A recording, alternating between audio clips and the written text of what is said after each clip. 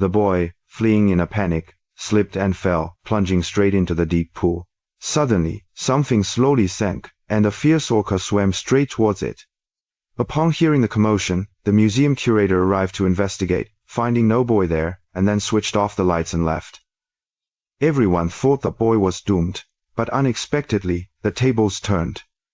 Seemingly harmless, the orca very gently nudged the boy, slowly pulling him out of the water and safely delivered him to the shore, a truly heartwarming rescue. The water he'd swallowed trickled from his mouth, and the boy slowly awoke. Turning to see the orca nearby, he showed no fear, but softly spoke a sentence to it. "What's the dome after?" The orca glanced at the boy, didn't respond, and swam back to the pool bottom, disappearing from sight. Little did the orca know, the boy's arrival would completely rewrite the rest of its life. The story begins with their first encounter. The boy, named Jesse, was abandoned by his parents at a young age, forcing him to wander and drift alone for years. Once, while being chased by patrol officers, he and his companion accidentally stumbled into an aquarium. The moment they stepped inside, the aquarium's alarm blared. Jesse grabbed a can of colored spray paint. They vandalized the venue with graffiti. As he indulged in his destructive fun, a strange noise suddenly echoed all around him, but his companions were nowhere to be seen. Jesse panicked and was about to investigate closely when suddenly, a flash of light revealed a massive whale's head directly in front of him. Startled, Jesse spun around and fled quickly, but a strong curiosity tugged her back almost immediately. She cautiously returned, peering through the massive viewing glass. It was a massive orca, a truly enormous killer whale. The first encounter filled Jesse with immense excitement, but before he could take it all in, his companions urged him to retreat quickly, as the police were about to arrive. Jesse had barely run out of the stadium when the police arrived and immediately arrested him. A few days later, police arranged for Jesse to be fostered and ordered him to clean the aquarium's graffiti utensils. The next morning, Jesse painstakingly cleaned the graffiti off the glass, then took out his harmonica and began to play. He always played this mournful tune whenever he felt wronged and missed his birth mother. Hearing the music, the orca in the pool emitted a very low, mournful calls, perhaps deeply and truly longing for its mother now. Seeing this, Jesse quickly approached the pool's edge, eager to connect with the whale. Whenever he plays the familiar tune, orcas appear. The orca's left brain reacted quickly. It was the appearance of this orca that brought a rare, long-absent smile to Jesse's face. Before he knew it, it was late at night. Jesse snuck back to the aquarium to check on the orcas, but he slipped and fell into the deep pool. Luckily, at this critical moment, a killer whale appeared and quickly saved his life. The curator noticed how much Jesse loved the whale and allowed him to work at the aquarium until the very end of his vacation. The next morning, to repay the orca, Jesse brought fish early to show his gratitude. He quickly grabbed a live fish and then hurled it right into the center of the pond. Oddly, the orca didn't eat the offered fish, but instead returned it to Jesse quite quickly. Puzzled by this behavior, Jesse patiently demonstrated to the orca what to do with the fish. The orca kept shaking its head at Jesse and opening its mouth, as if trying to say something. Jesse suddenly understood what it wanted. The orca wanted him to personally feed it. Seeing Jesse understood, the orca happily swayed and nodded in the water with great joy. Although Jesse was still a bit timid, he still gritted his teeth and bravely fed the fish directly into the giant orca's mouth. The orca contentedly swallowed the delicious food in one gulp, spouting water to show gratitude. Seeing the orca showed no harm, Jesse suddenly. I reached out my hand, wanting to touch the orca. A bold idea popped in my head. Sensing Jesse's fear, the orca gently nudged its head into her hand. In that instant, a unique bond formed between the person and the whale, born of genuine trust. As Jesse turned to leave, the orca did very gently and closely follow her. Jesse was quite surprised by this behavior. Even more unbelievable, it perfectly mirrored and almost flawlessly mimicked Jesse's every casual movement in the water. Seeing how intelligent and playful the orca was, Jesse began experimenting with ways to interact with it, playfully sticking her tongue out at the huge creature. Not to be outdone, the orca immediately mirrored Jesse, mimicking her gesture. The heartwarming scene was witnessed by the passing curator and assistant, faces filled with disbelief. Ever since the orca was brought to the aquarium, it had been extremely irritable and prone to anger, making it impossible for anyone to approach it. No one anticipated that Jesse's arrival would lead to such a heartwarming scene. The female assistant, curious, approached and asked if she could join in the fun. However, The orca immediately turned away and dove deep into the pool as the assistant prepared to feed it. Giving her no time to react, the orca suddenly swung its tail fin, slapping the water, splashing the group with lake water. No wonder the orca never warmed up to her. His physical exams were all handled by a female assistant, fueling the orca's persistent distrust of her. I learned from the female assistant that the orca's name was Enzo. Years ago, Enzo was foraging peacefully with his pack when ruthless traders suddenly targeted them. A truly massive net cruelly and irrevocably ripped him away from his family. To protect her pod, the orca mother had to abandon Enzo and lead the escape. And just like that, Enzo watched his family walk away. Before long, traffickers sold him to this aquarium. The deep sorrow of losing his loved ones turned him into the isolated creature he is today. During Jesse's study of orcas, he quickly noticed an abnormality in Enzo. Severe scarring on his dorsal fin. The female assistant explained to Jesse that it was due to the activity area being too small.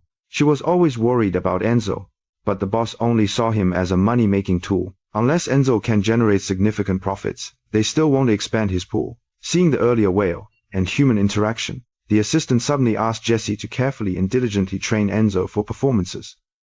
To help Enzo get more room to play outdoors, Jesse readily agreed to the request, and so Jesse immediately began patiently training Enzo.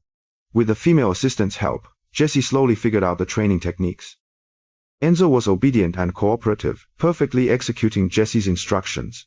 After each training session, Jesse would jump into the water and play joyfully with Enzo. Whenever Jessie felt upset or down, Enzo would quietly stay by her side, listening to her worries, which always helped her shake off the mood. The day I had been waiting for has finally arrived. The venue owner inspected the training results. Jessie stood by the shore, carefully giving instructions. Enzo flawlessly executed each movement. Their coordination impressed the venue owner. Finally, with a gesture, Enzo gracefully concluded the performance. Witnessing the breathtaking performance, the boss agreed to their request, promising to expand and renovate the pool if the show succeeded. But his actions weren't driven by kindness. He was just after the business opportunities. The day of the official performance arrived as scheduled. The audience was packed with tourists. A group of children, thrilled to see Enzo in the pool, excitedly pounded on the viewing glass. The relentless pounding filled Enzo with a deep and growing dread. On stage, to thunderous applause, the truly mesmerizing performance of man and whale commenced. It wasn't long before Jesse noticed something was wrong. Enzo refused to cooperate with the performance, his fear causing him to tremble uncontrollably. Even Jesse's soft reassurances couldn't calm him down. Refusing to continue the performance, he then emitted a series of pained, low moans. A wave of mocking applause erupted from the audience. Jesse, devastated and angry, turned and left the stage. Meanwhile, incessant pounding on the glass drove Enzo to a breaking point, and he furiously slammed his head against it. The tourists outside scattered in great fear. By the time the owner's men quickly arrived, the mounting bolts were cracked, and water was leaking out.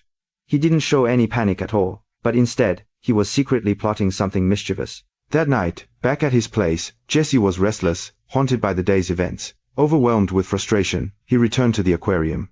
Despite Enzo's persistent attempts to appease him, Jesse couldn't shake the sting of the failed performance. I came to say goodbye to Enzo. He's absolutely determined to leave the city now. And despite Enzo's desperate cries to stay, he cruelly turned and left, completely alone.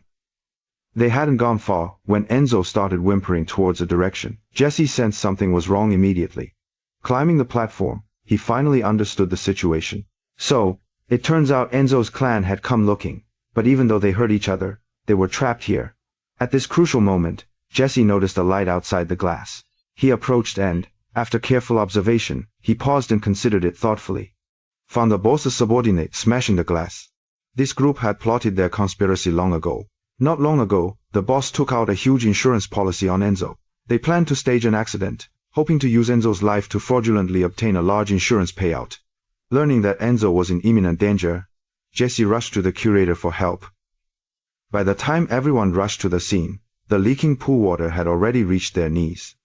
Seeing the damaged retaining nuts, the curator instantly grasped the entire conspiracy. With Enzo's life in real danger, Jesse suggested directly returning Enzo back to the ocean.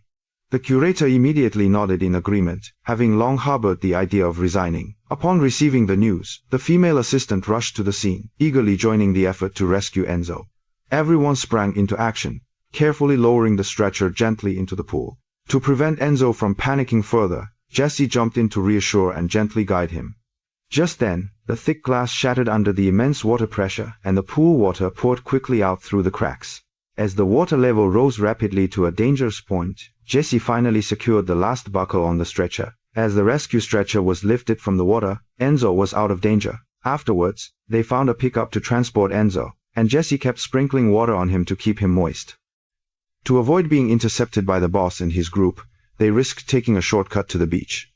The car hadn't gone far when Enzo's vehicle suddenly skidded and spun out of control. Now, having been out of the pool for too long, Enzo was growing weaker and weaker. The situation is critical, so they really have no choice but to continue to press on. Despite all efforts, the wheels remained stuck deep in the mud. Even the curator was completely stumped. Just then, Jesse suddenly remembered someone and quickly called his foster parents for immediate help and assistance to get them unstuck. Serendipitously, my foster father, a master of vehicle repairs, learned Jesse was helping the innocent Hu Jinghao and rushed to assist without hesitation. True enough, the vehicle was quickly and easily freed from the mud, thanks to the professionals. After a long drive, they finally reached the beach before sunrise. What no one expected was the boss had been waiting at the intersection with his men. Seeing this, the foster father didn't hesitate, slammed on the accelerator, and drove straight towards the crowd. Fearing for their safety, they quickly scattered to clear the way. Once the car reached the shore, my adoptive father expertly reversed it into the water. Due to being out of the sea for too long, Enzo was now unconscious. Just then, the boss and his group quickly caught up. Chaos erupted on the beach as they struggled fiercely. Jesse kept calling out Enzo's name loudly. Finally, Enzo slowly woke up from his coma. Under the desperate cover of everyone, Enzo successfully swam towards the deep sea. But before they could celebrate, two ships suddenly and completely blocked their path, truly cutting off Enzo's escape to the open sea.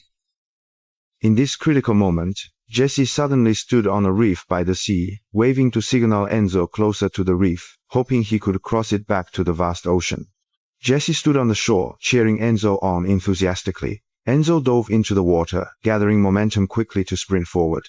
Jesse signaled rapidly and Enzo burst from the sea, soaring in a graceful arc, completing a breathtaking and truly perfect leap. The waters ahead marked the clear path to freedom. Enzo gracefully sank into the deep sea, signifying the beginning of his brand new life. The venue owner stood utterly stunned, begrudgingly accepting his fate. Everyone present was deeply moved to tears. Jesse felt a pang of longing, and seeing Enzo reunited with his family filled him with genuine joy for Enzo. Finally, accompanied by his pod, Enzo very slowly disappeared far over the distant horizon. May all creatures always be treated with kindness.